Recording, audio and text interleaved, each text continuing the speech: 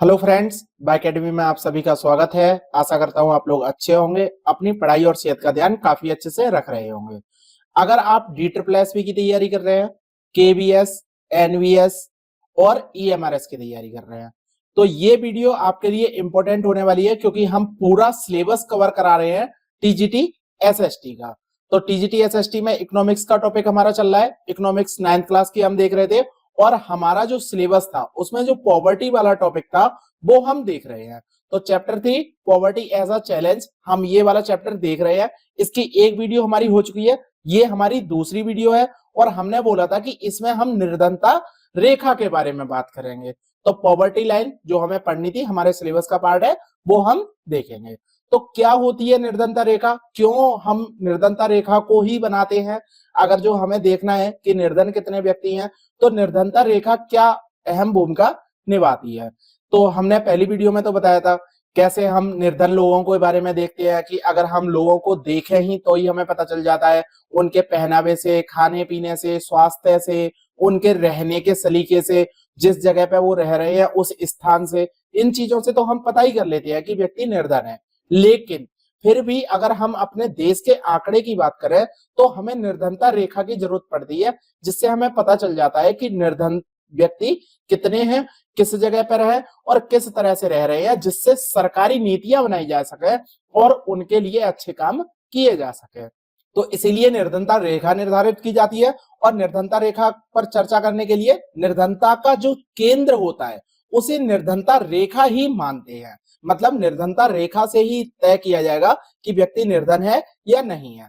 तो निर्धनता के आकलन का सर्वमान्य विधि क्या है? या तो आय हो सकती है और दूसरा उपभोग हो सकती है। तो दो स्तर पर ही हम निर्धनता रेखा तय करते हैं, आय के स्तर पर और उपभोग के स्तर पर। बहुत इंपॉर्टेंट लाइन है और आपका क्वेश्चन डायरेक्ट आ सकता है। तो व्यक्तियों को निर्धन माना जाएगा यदि उनके आय और उपभोग स्तर में ऐसे न्यूनतम स्तर से नीचे गिर जाए जब मूल आवश्यकताओं के दिए हुए समूह को पूर्ण करने के लिए आवश्यक होता है। मतलब हमने एक बास्केट बना दी। अब देखिए, जैसे हमने बताया था आपको, जैसे कॉस्ट प्राइस इंडेक्स हम बनाते हैं ना, तो उसके लिए भी हम एक बास्केट बनाते हैं और फिर हम तय करते हैं कि कौन से देश से तुलना करनी है। तो एक बास्केट होती है, इस बास्केट में हम क्या करेंगे, हम उन बेसिक चीजों को रखेंगे, जैसे टीवी है, फ्रिज है, खाना है, अनाज है, खाद्यान्न है और पशुपालन है, ट्रैक्टर है। ये आपकी बेसिक नीड है ना, क्योंकि ये चीजें जरूरत पड़ती हैं जिससे आप अपने दैनिक जीवन को सही कर सके। कपड़े हैं, रहने का स्थान है, फ्यूल है, तो ये चीजें हम डालते हैं।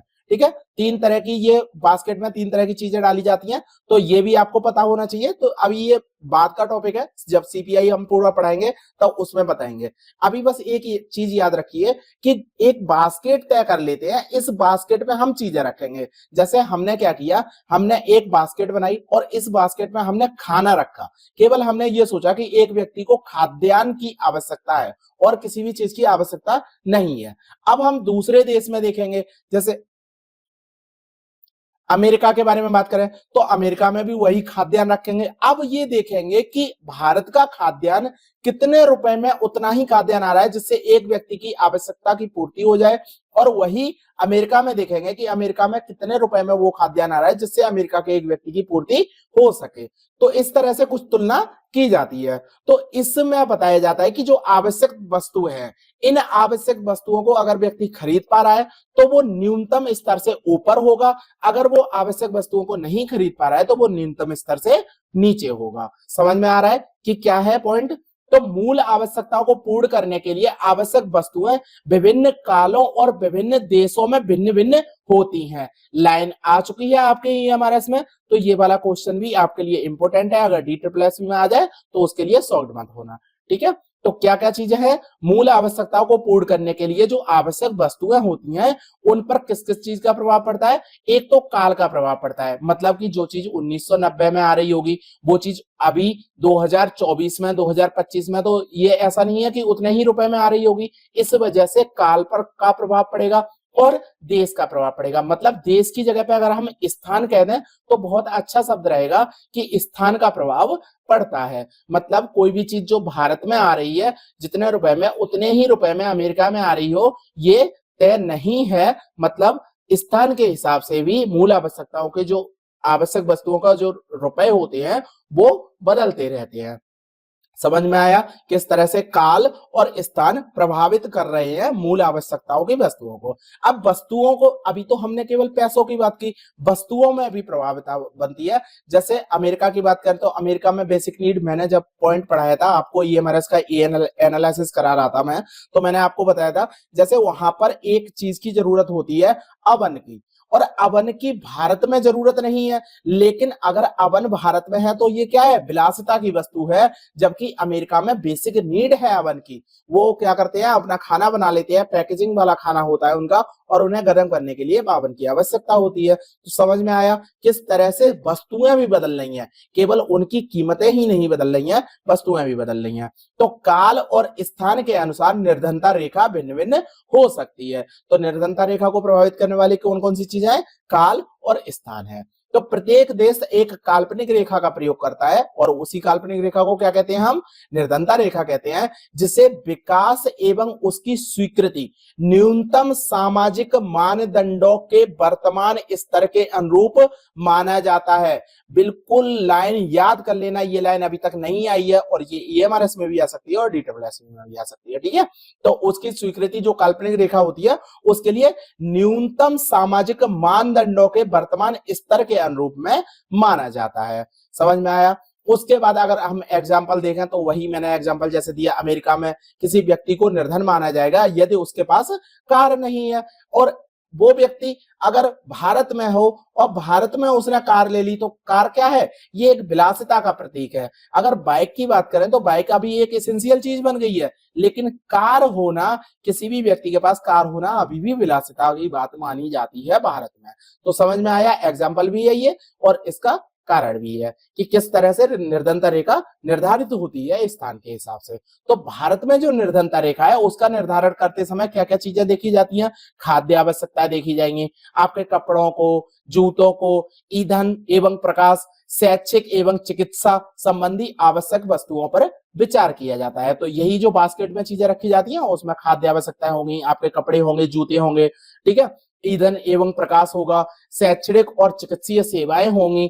तो इन चीजों को रखा जाता है। इन भौतिक मात्राओं को रुपयों में उनकी कीमतों से गुणा कर दिया जाता है, और फिर देखा जाता है कि कोई भी व्यक्ति इतना रुपए कमा पा रहा है कि नहीं कमा पा रहा है। तो निर्धनता का आकलन करते समय खाद्य आवश्यकताओं के लिए वर्तमान सूत्र वांछनीय कैलोरी आवश्यकता पर आधारित है। बहुत इंपॉर्टेंट लाइन है कि अगर आपसे डायरेक्ट पूछा जाए कि जो खाद्य आवश्यकता है आपकी, वो किस रूप में मापी जाती है भारत में निर्धनता रेखा को नापने के लिए, तो कैलोरी के रूप में मापी जाती है कि एक व्यक्ति को कितने कैलोरी की आवश्यकता है और वो उतनी कैलोरी ले पा रहा है कि नहीं ले पा रहा है।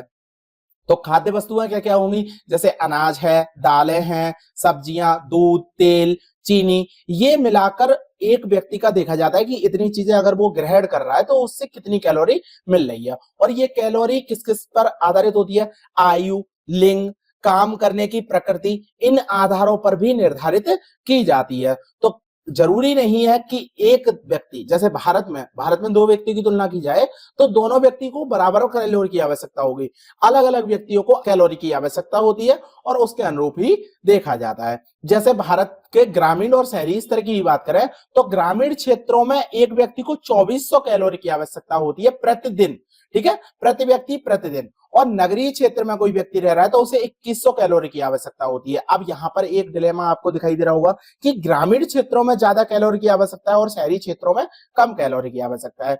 उसका कारण क्या है, उसका कारण है आपके काम करने के स्वरूप के ऊपर, क्योंकि एक व्यक्ति को माना जाता है कि अगर वो ग्रामीण व्यक्ति है तो उसे शारीरिक श्रम की ज्यादा आवश्यकता होती है, जबकि एक नगरीय व्यक्ति है, एक शहरी व्यक्ति है तो उसे मानसिक श्रम की ज्यादा आवश्यकता होती है। तो मानसिक श्रम में आपकी कैलोरी ज्यादा नष्ट नहीं होती है, शारीरिक श्रम में ज्यादा नष्ट होती है, इस वजह से ग्रामीण क्षेत्रों में ज्यादा कैलोरी की आवश्यकता होती है। अब अगर क्वेश्चन आया तो आप समझ पाएंगे, ऐसे नहीं आएगा कि 2400 कैलोरी या 2100 कैलोरी, क्वेश्चन इस तरह से आएगा कि ग्रामीण क्षेत्रों में ज्यादा कैलोरी की आवश्यकता होती है जबकि शहरी क्षेत्रों में कम कैलोरी की आवश्यकता होती है। आप इस लाइन को सही करके आएंगे कि नहीं करके आएंगे, बिल्कुल एकदम क्लियर, ये बिल्कुल सही है। ओके, तो इस लाइन को भी याद रखना है। क्योंकि ग्रामीण क्षेत्रों में रहने वाले लोग अधिक शारीरिक श्रम करते हैं, अतः ग्रामीण क्षेत्रों में कैलोरी की आवश्यकता होती है, जबकि शहरी क्षेत्रों में की तुलना में अधिक मानी जाती है। तो समझ में आया ये वाली लाइन, ये मैं बता चुका हूं। आगे बात करते हैं, अनाज आदि के रूप में अगर इन कैलोरी आवश्यकताओं की खरीद के लिए बात करें तो प्रति व्यक्ति मौद्रिक व्यय को कीमतों में वृद्धि के ध्यान रखते हुए समय समय पर संशोधित किया जाता है। तो समय का भी समझ में आ गया आपको कि समय समय पर संशोधित क्यों किया जा रहा है, क्योंकि एक वस्तु, जैसे अभी गेहूं की ही बात करें तो कुछ दिन पहले ही गेहूं का रेट 10 रुपए किलो था, अभी गेहूं का रेट 20 रुपए 30 रुपए किलो आपको दिखाई देता है। क्यों है ऐसा? क्योंकि रेट समय के हिसाब से बढ़ते जा रहे हैं और समय के हिसाब से ही संशोधन करना आवश्यक होता है कि एक व्यक्ति को कितने रुपए की आवश्यकता होती है। तो इस परिकल्पना को ध्यान में रखते हुए 2011-12 में प्रति व्यक्ति निर्धनता रेखा का निर्धारण किया गया। ग्रामीण क्षेत्रों में 816 रुपए अगर कोई व्यक्ति कमा रहा है प्रति माह और शहरी क्षेत्र में 1000 रुपए प्रति माह कमा रहा है कोई व्यक्ति, तो उसे निर्धनता रेखा से ऊपर माना जाएगा। तो 2011-12 की ये गणना है, क्योंकि जनगणना कब हुई थी? 2011 में हुई थी। उसके बाद से अभी कोई आंकड़े नहीं आए हैं। तो उस समय पर क्या बोला गया था कि 816 रुपए अगर प्रति माह कोई व्यक्ति कमा रहा है और 1000 रुपए प्रति माह कोई व्यक्ति शहरी व्यक्ति कमा रहा है, तो उसे निर्धनता रेखा से ऊपर माना जाएगा। अब कम कैलोरी की आवश्यकता के बावजूद शहरी क्षेत्रों में उच्च राशि की निश्चित की गई। क्यों की गई? क्योंकि शहरी क्षेत्रों में अनेक आवश्यक वस्तुएं होती हैं जिनकी कीमतें अधिक होती हैं। अब आप सब्जी ही लेने जाएंगे तो आप एक छोटे से पॉइंट अदरक की ही बात करें तो अदरक यहाँ पर 20 रुपए का 100 ग्राम आपको मिलेगा, जबकि आप गांव में जाएं तो 10 रुपए का 100 ग्राम आपको अदरक मिल जाएगा। बहुत छोटी सी चीज है जो आपने नोटिस की होगी अगर आप घर से बाहर रह रहे होंगे, दिल्ली में या फिर कहीं और आगरा में रह रहे होंगे तो आपको पता होगा इन चीजों के बारे में।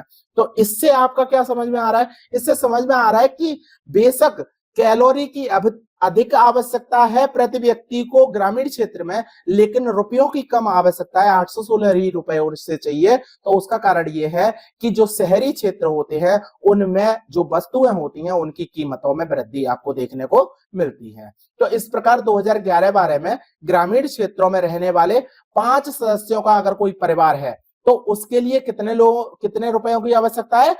4080 रुपए प्रति माह अगर कोई व्यक्ति कमा रहा है और उस व्यक्ति के परिवार में 5 लोग हैं तो उसे उस परिवार को ही निर्धनता रेखा से ऊपर माना जाएगा। समझ में आ गया क्यों है 4080? क्योंकि वहां 816 है तो आप गुणा करिए तो आपका 4080 रुपए आएगा। ठीक है, तो इस प्रकार परिवार में अगर देखा जाए शहरी क्षेत्र में तो 5000 रुपए बन जाता है अगर आपका 5 परिवार का वो है तो। ठीक है, तो निर्धनता रेखा का आकलन समय समय पर सामान्यतः हर 5 वर्ष बाद, ठीक है, किसके द्वारा किया जाता है? ये नेशनल सैंपल सर्वे के द्वारा किया जाता है, नेशनल सैंपल सर्वे। ओके, तो याद रखना है आपको, ये यहां पर ये प्रतिदर्श की जगह नेशनल कर लीजिए, नेशनल सैंपल सर्वे। ओके, तो नाम याद रहेगा आपको, नेशनल सैंपल सर्वे। तो नेशनल सैंपल सर्वे तो हमें पढ़ना ही है। तो यह सर्वेक्षण राष्ट्रीय प्रतिदर्श, ये गलत लिखा हुआ है, राष्ट्रीय प्रतिदर्श सर्वेक्षण संगठन मतलब national sample survey organisation NSSO द्वारा किया जाता है। और अब देखिए एक चीज और मैं अभी आपको यही बता दे रहा हूं कि ये क्या हुआ था, जो एनएसएसओ है इसे बदलकर अब एनएसओ कर दिया है।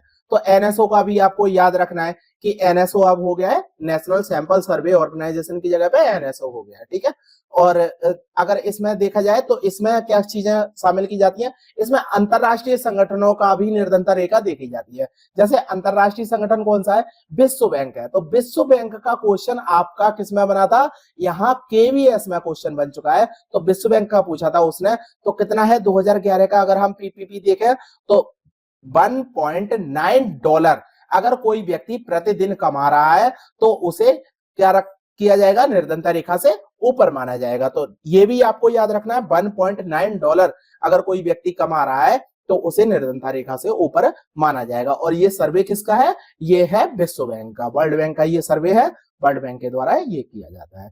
तो अब आपको समझ में आ गया निरंतर रेखा का अगर हम अनुमान की बात करें, निरंतर रेखा आपको समझ में आ गई किस तरह से रखी जा रही है। अब अनुमान की बात कर रहे हैं, इसमें क्या है, इसमें पूरा हम देखेंगे, पूरा जितना भी अभी तक है जो करवाया गया है, जैसे मैं पहले आपको एक यही दिखा दे रहा हूं। देखिए ये जो तालिका है इसमें क्या दिया हुआ है, निर्धनता रेखा का अनुपात दिया हुआ है, ठीक है, और निर्धनता रेखा करोड़ में संख्या दी हुई है, यहाँ पे प्रतिशत हम देखते हैं, बस यही। तो 1993 1994 की बात करें हम, तो ये क्या है, ग्रामीण क्षेत्रों में 50% थी और शहरी क्षेत्रों में 32% थी। अगर हम टोटल देखें तो 45% हमारी निर्धनता रेखा थी, निर्धन व्यक्ति थे मतलब। और यही इसके बाद अगर हम 2004-5 की बात करें तो ये 42% रह गई। उसके बाद 2009-10 की बात करें तो 34% रह गई और 2011-12 में तो ये 26% रह गई और शहरी क्षेत्र में 14% रह गई। टोटल हम देखें तो 22% ये निर्धनता रेखा पहुंच गई थी, मतलब 22% ही गरीब है हमारे देश में। अब ये क्या होता है कि आपके आंकड़े मतलब बास्केट पे भी निर्भर करता है कि आपने बास्केट में कौन कौन सी चीजें रखी, कितनी इसेंशियल है, किन लोगों के लिए क्या इसेंशियल है। जैसे पहले इसमें क्या रखा जाता था, विलासिता की वस्तुओं में पहले रेडियो को भी रखा जाता था, फिर रेडियो को इसेंशियल में बना दिया गया। अब रेडियो को वहां से बास्केट से हटा ही दिया गया, अब सीडी डेक कैसेट को यहाँ पे रख दिया गया, मोबाइल फोन को इसेंशियल रूप में बना दिया गया है। तो इस तरह से क्या होता है, ये बास्केट की चीजें भी थोड़ी थोड़ी बदलती रहती हैं। अब इसी के आधार पर हम देखें ये तालिका के बारे में क्या कह रहे हैं।